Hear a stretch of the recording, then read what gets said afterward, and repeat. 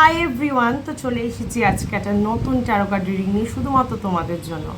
যারা চ্যানেলে এখনও নতুন, কাইন্ডলি চ্যানেলটিকে সাবস্ক্রাইব করে দাও আর পাশের বেল বাটনটা ক্লিক করতে কিন্তু একদম ভুলবে না। সাবস্ক্রাইব করলে আমাদের মধ্যে এনার্জি এক্সচেঞ্জ হবে, আর পাশের বেল বাটন ক্লিক করলে আমি যখনই নতুন ভিডিও আনবো বা লাইভে আসবো বা নতুন নতুন অফার আনবো, তোমার ফোনে চলে আসবে একটা নোটিফিকেশান। ঠিক আছে?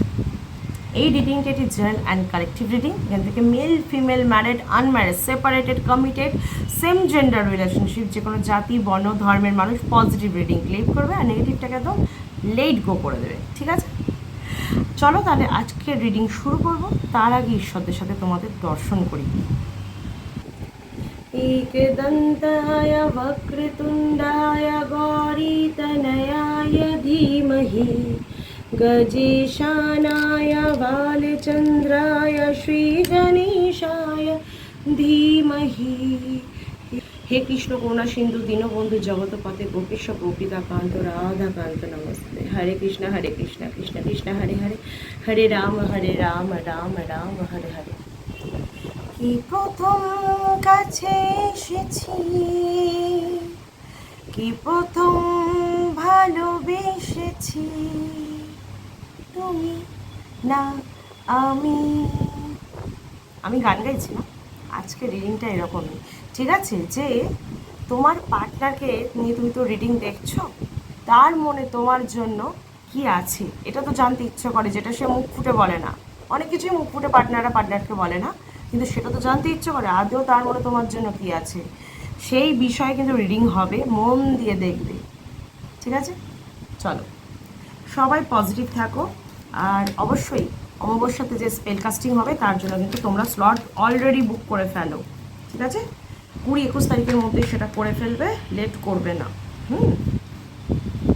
চলো একটু পজিটিভ থাকো। যাকে নিয়ে এখন রিডিং দেখছো সে তোমাকে নিয়ে কি ভাবে, তার মনে তোমার জন্য কি রয়েছে দেখ। চলো, সো মাচ,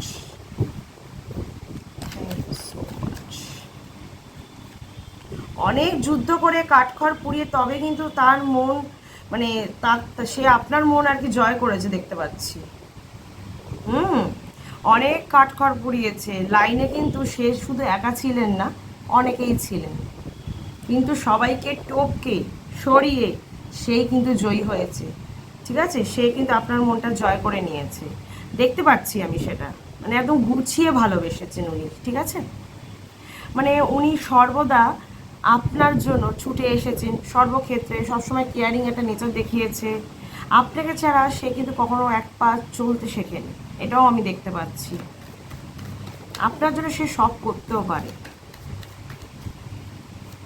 বাহ, কখনো আপনার সাথে কোনো অন্যায় হলে অবশ্যই সে রুখে দাঁড়িয়েছে, আর কেউ দাঁড়াক না দাঁড়াক সে রুখে দাঁড়িয়েছে। তাই আমি দেখতে পাচ্ছি মানুষটা কিন্তু বেসিক্যালি আপনাকে প্রচণ্ড মাত্রায় ভালোবাসে, এখানে কোনো ডাউট নেই। ইভেন আগামী দিনেও যদি আপনার সাথে কেউ অন্যায় করে বা আপনার সাথে যদি কোনো ইনজাস্টিস হয়, উনি কিন্তু আপনার সাথে ডেফিনেটলি জাস্টিস করবেন, আর আপনার জাস্টিস আনার জন্য আপনাকে যথেষ্ট হেল্প করবেন। ঠিক আছে, এইবার দেখি তার মনে আপনাকে নিয়ে সর্বদা কি চলছে এখন। কারণ মন জয় করার আগে অবধি তো এগুলো ঠিক আছে, মন জয় করার পরে কি চলে মানুষের মধ্যে, হু নেভার নোস। তো সেটাই আমরা দেখবো আজকে, যে সে অ্যাকচুয়ালি এখন আপনাকে নিয়ে কী ফিল করেন, কী ভাবেন। সে আপনার কাছেই আটকে গেছে, এটাই বোঝাতে চাইছে যে আপনাকে যেদিন থেকে সে প্রথম দেখেছিল, প্রথম দেখাতে আপনার প্রেমে সে পাগল, ভালোবেসে ফেলেছিলেন আপনাকে। আর কিন্তু আপনাকে ছাড়া অন্য কারোর প্রতি ওনার ভালোবাসা কোনোদিনই জন্মায়নি। সেই প্রথম প্রথম যেদিন আপনাকে দেখেছিলেন বা আপনাদের যেদিনকে প্রথম দেখা হয়েছিল, এক দেখাতেই মন দিয়ে ফেলেছিলেন আপনাকে, আর সেই মনে আর অন্য কেউ জায়গা করতে কোনোদিনই পারেনি। অনেক কাঠখড় পুড়িয়ে আপনার হয়তো মন জয় করেছেন, কিন্তু ডেফিনেটলি উনি কিন্তু শুধু আপনাকেই চেয়েছেন। এমন নয় যে শুধু আপনাকে পাওয়ার জন্য উনি এতটা স্ট্রাগল করেছেন, উনি আপনাকে ভালো রাখার জন্য এই স্ট্রাগলটা করেছেন। কারণ উনি জানেন ওনার মতো করে ভালো আপনাকে আর কেউই রাখতে পারবে না। তাই উনি কিন্তু আপনার কাছে এসে নিজেকে এত হারিয়ে ফেলেছেন। সর্বক্ষণ কিন্তু উনি এটাই চান যে উনি সর্বদা আপনার কাছেই বেঁধে থাকেন। ঠিক আছে, আপনি ওনাকে যে ভালোবাসার বন্ধনে বেঁধেছেন সেখান থেকে উনি আর পালাতে পারবেন না। সেটা উনি জানেন। আর উনিও যে আপনাকে এত ভালোবাসা দিয়ে বেড়েছেন, সেখান থেকে আপনারও পালানোর আর কোনো জায়গা নেই, ঠিক আছে? আপনারা যতই দূরে থাকুন, যেখানেই থাকুন, মাঝে মাঝে ঝামেলা অশান্তি তো হয়, সব সম্পর্কে হয় না? হয়তো, কারণ সম্পর্ক থাকলে সেখানে খুঁটিনাটি একটা ইস্যু থাকবেই। এ বলবে আমার কথা শোনো, ও বলবে তুমি আমার কথা শোনো, এগুলো চলবেই। কিন্তু আমি এটাও দেখতে পাচ্ছি, সে বা আপনি কেউই একে অপরকে ছাড়া থাকতে পারবেন না, বেশি দিন তো থাকতেই পারবেন না, উল্টে ছুটে চলে আসবে একে অপরের কাছে। কারণ আপনারা জানেন যে আপনাদের প্রাণ যে প্রাণ ভোমরাটা একে অপরের কাছে আছে। সেটাকে কোনো মতে সে কিন্তু মানে প্রাণ ভোমরা অন্যের কাছে তাহলে থাকা কিন্তু যায় না দূরে গিয়ে, সেটা সে জানে, ঠিক আছে? ওকে, জীবনে অনেকটা ঘাত প্রতিঘাত পেরিয়ে আপনার সাথে সে নতুন করে জীবনটাকে বেঁধেছেন। এই অবস্থায় উনি কিন্তু কখনোই আপনাকে ছাড়া নিজের ফিউচারের কথা ভাবতে পারেন না। যখনই ওনার মনে হয় যে আপনি ওনার থেকে দূরে সরে যাবেন, উনি কিন্তু খুব ভয় পেয়ে যান, খুব ট্রমাটাইজড হয়ে যান, ভুলভাল স্বপ্ন দেখতে থাকেন যে সব শেষ, আমি আবারও একা। কারণ উনি কিন্তু আপনাকে পেয়ে জীবনের সর্বসুখটা পেয়েছেন। তাই কখনো এই মানুষটাকে ঠকাবেন না, কষ্ট দেবেন না, না উনি আপনাকে কষ্ট দেবেন, ঠিক আছে? আপনাদের জীবন কিন্তু নতুন করে শুরু হতে চলেছে। জীবনের অনেকটা নেগেটিভিটি কেটে গিয়ে আবারও কিন্তু নতুন করে শুরু হতে চলেছে আপনাদের জীবন। তো দুজনে একসাথে হাত ধরে অবশ্যই সেটাকে শুরু করুন। দ্য এম্পেররের কার্ড এসছে। তো আমি দেখতে পাচ্ছি জীবনে অনেক কিছুর জন্য আপনারা অনেক ধৈর্য ধরেছেন, অনেকটা স্বপ্ন দেখেছেন, সেই স্বপ্নগুলো কোথাও গিয়ে এবার বাস্তবায়িত হতে চলেছে। আপনাদের নিজস্ব একটা সংসার হতে পারে, একটা নিজস্ব প্রপার্টি কিনতে পারেন আপনারা খুব শীঘ্রই, ঠিক আছে, নিজেদের নামে, ঠিক আছে?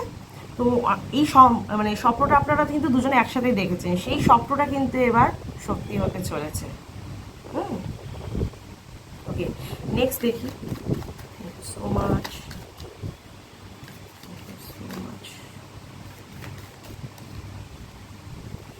জীবনে আবারও হয়তো কোনো না কোনো সময় ঝড় আসবে, কিন্তু কার্ডস বলছে দুজনকে একসাথে হাত ধরে চলতে হবে, সেই ঝড়ের সম্মুখীন হতে হবে, ফেস করতে হবে। প্রবলেম থেকে পালালে চলবে না, প্রবলেমকে ফেস করতে হবে, তবেই প্রবলেমকে হারানো যাবে, নচেত প্রবলেম কিন্তু পিছু ছাড়বে না, ঠিক আছে? আর আপনারা যদি একসাথে সেই ঝড়ের মধ্যে দাঁড়িয়ে থাকেন একে অপরের হাত ধরে, সেই ঝড়ে আপনাদের কিছু ক্ষয়ক্ষতি তো হবেই না, উল্টে আপনাদের সম্পর্কটা আরও বেশি মজবুত হয়ে যাবে।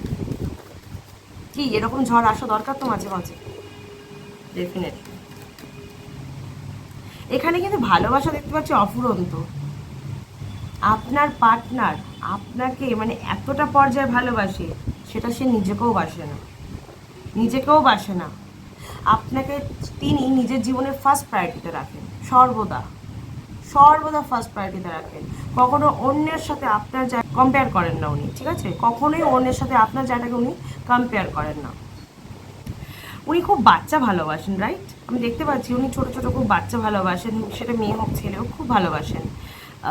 তো আর বাচ্চাদের খুব সুন্দর করে উনি গাইড করতে পারেন, কেয়ার করতে পারেন, বাচ্চাদের খুব মানে ভালোবাসেন, মোট কথা হয় না কিছু মানুষ বাচ্চা খুব প্রিয়। তো আমি দেখতে পাচ্ছি, তো আমি দেখতে পাচ্ছি আপনাদের যদি ম্যারেজ হয়, তাহলে ম্যারেজের পরে পরে কিন্তু আপনারা দুজনে প্যারেন্টহুডের জন্য রেডি হয়ে যাবেন, কারণ আপনার পার্টনার বেশি ডিলে করতে চাইবে না সেই ক্ষেত্রে। ওকে, তো বিয়ের জন্য প্রস্তুতি কি উনি আদৌ নিচ্ছেন? কবে করতে চাইছেন আপনার সাথে ম্যারেজ? দেখুন, বলতে না বলতে আমি দেখতে পাচ্ছি আগামী 1.5 বছরের মধ্যে কিন্তু উনি আপনার সাথে ম্যারেজের কথা চিন্তা করছেন, 1.5 থেকে 2 বছরের মধ্যেই, ঠিক আছে? তার জন্য উনি যথেষ্ট প্রিপারেশন নিচ্ছেন, রেডি হচ্ছেন, কারণ বিয়ে করাটা একটা বড় দায়িত্ব। সেটা শুধু করলেই হয় না, সুন্দর করে আবার সেটাকে মানে মানে চালিয়ে নিয়ে যেতে হয়, তাই তো? এটা একটা বড় দায়িত্ব, সেটা তিনি জানেন, যথেষ্ট দায়িত্ববান মানুষ। তার জন্য উনি কিন্তু যথেষ্ট প্রিপারেশন নিচ্ছে, যাতে সুন্দরভাবে সুষ্ঠুভাবে সব কিছু ম্যানেজ করা যায়। কারণ বিয়ে হওয়ার পরে একটা মানে সংসার হবে, তারপর বাচ্চা কাচ্চা হবে, সেটা একটা বড় দায়িত্ব আছে, সেটা তিনি জানেন। হুম, ক্যাজুয়াল কিন্তু উনি একদমই নন, সব কিছু নিয়ে উনি কিন্তু যথেষ্ট সিরিয়াস, স্পেশালি আপনাকে নিয়ে। আহা, আমি বললাম না, মানুষটা খুব ধৈর্যশীল, খুব কাম থাকেন, মানে ঠান্ডা একদম, খুব শান্তিতে ঠান্ডা মাথায় সব কিছুতে ডিল করেন, কখনো হঠাৎ করে রেগে যান না, কেউ বাজে কথা বললেও রেগে যান না, উনি সবসময় ঠান্ডা মাথায় সব কিছুর সাথে ডিল করেন।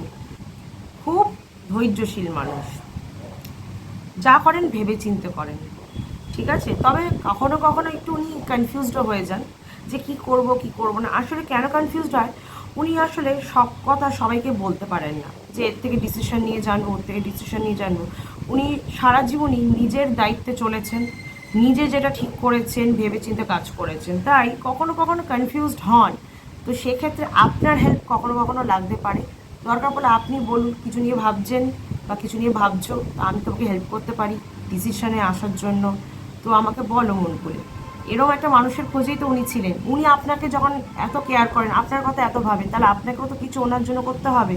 সেটাই হচ্ছে, যখনই উনি দেখবেন ডুয়াল থিঙ্কিংয়ের মধ্যে আছেন বা কনফিউজড হয়ে যাচ্ছেন, এতে ওনার একটু মাথায় খুব চাপ সৃষ্টি হতে পারে, সেক্ষেত্রে অবশ্যই ওনাকে আপনি একটু সাপোর্ট করবেন, রাস্তা দেখানোর চেষ্টা করবেন, ঠিক আছে।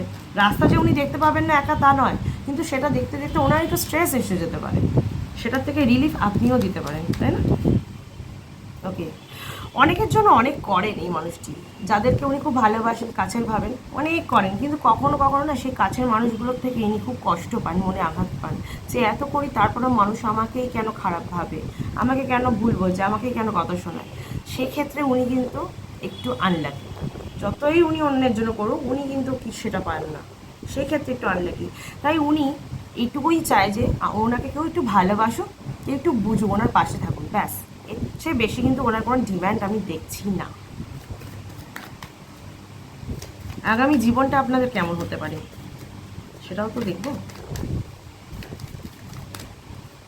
বাহ, দুজনের মধ্যে ফ্রেন্ডশিপ খুব স্ট্রং থাকবে, তো দুজনের মধ্যে আন্ডারস্ট্যান্ডিংও খুব থাকবে।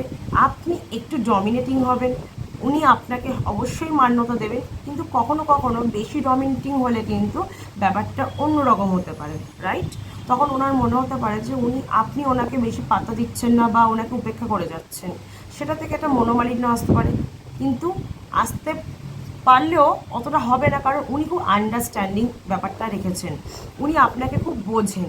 হয়তো উনি একবার দুবার বলতে পারে, কিন্তু যখন দেখবেন আপনি বুঝছেন না, উনি ঝামেলা করবেন না, উনি ঝামেলা প্রিয় একদমই নন। কিন্তু আপনার দিক থেকেও তো কিছু দায়িত্ব আছে, তাই ডমিনেটিং হবেন যদি ওনার কোনো কিছুতে ভালো হওয়ার থাকে, সেই ক্ষেত্রে ডমিনেটিং হবেন, যে বদ অভ্যাস ছাড়াতে হবে বা কিছু। কিন্তু আদারওয়াইজ একটু মানিয়ে নেবেন ব্যাপারটাতে, সব ক্ষেত্রে ডমিনেটিং হওয়াটা ভালো না। বন্ধুত্ব থাকবে খুব ভালো, আন্ডারস্ট্যান্ডিং থাকবে, কম্পিটেবিলিটি খুব বেশি ভালো থাকবে, খুব খুব খুব। আর এটাও দেখতে পাচ্ছি ইন ফিউচার আপনারা একসাথে আরও বেশি মাত্রায় কিন্তু সম্পত্তি বাড়াবেন, আপনাদের নিজেদের সম্পত্তি বাড়বে, নিজেদের ফ্যামিলি বাড়বে, ধন সম্পত্তিও খুব বাড়বে, মানে টাকা পয়সার দিক থেকে, আর্থিক দিক থেকেও আপনারা খুব স্ট্রং হয়ে যাবেন, ঠিক আছে। তাহলে এখানে আমি এবার কার্ডিংটা স্টপ করছি, কারণ এর থেকে বেশি ভালো শুনলে কিন্তু হজম হবে না, ঠিক আছে। অবশ্যই বিয়ের জন্য রেডি হচ্ছেন উনি, চিন্তা করার কোনো কারণ নেই। সম্পর্কে বাধা, সম্পর্কে ঝামেলা অশান্তি আসে, কিন্তু সম্পর্ক তাতে আরও বেশি স্ট্রং হয়। সেখানে যদি ভালোবাসা থাকে না, আপনার মানুষ আপনার কাছেই ফিরবে। আর এখানে তো বলেই দিলাম, এই মানুষটা আপনার কাছে এক পা চলতে পারেন না, তো আপনার কাছে কোনোভাবে থাকবে না, ও চলে আসবে, যদি দূরে গিয়েও থাকে চলে আসবে, ঠিক আছে। আর একটু ভালোবাসা দিন মানুষটাকে, কারণ মানুষটা কিন্তু যথেষ্ট দায়িত্ববান, সবার দায়ভার কিন্তু নিজের কাঁধে নিয়ে রেখেছেন, তাই কাঁধে কিন্তু অনেক ভালো না, তারপরেও উনি কখনো টু শব্দটি করেন না, সবাইকে ভালোবেসে রাখতে চান। তাই আপনার দিক থেকে অবশ্যই একটু সাপোর্ট দেবেন, ওনার ভারটা একটু হলেও কমবে, স্ট্রেসটা কমবে, ঠিক আছে। অবশ্যই ভিডিওটা ভালো লেগে থাকে লাইক, কমেন্ট আর শেয়ার করতে ভুলবে না, যাতে আরও 5 জন এখান থেকে পজিটিভ রিডিং ক্লেম করতে পারে, ঠিক আছে। তাহলে সবাই ভালো থাকবে, সুস্থ থাকবে, নিজের খেয়াল রাখবে। গরম কিন্তু প্রচণ্ড মাত্রায় পড়েছে, সেই দিকটা একটু দেখবে, খেয়াল রাখবে। আর আমার ফেসবুক পেজটা কিন্তু অবশ্যই তোমরা লাইক করে ফলো করে দেবে, যাতে সেখান থেকে যখনই নতুন আপডেট আসে না কেন আপনারা জানতে পারেন, ঠিক আছে। তাহলে চলো, আমি এখানে ভিডিওটা এবার এন্ড করে দিলাম, আসি, টাটা।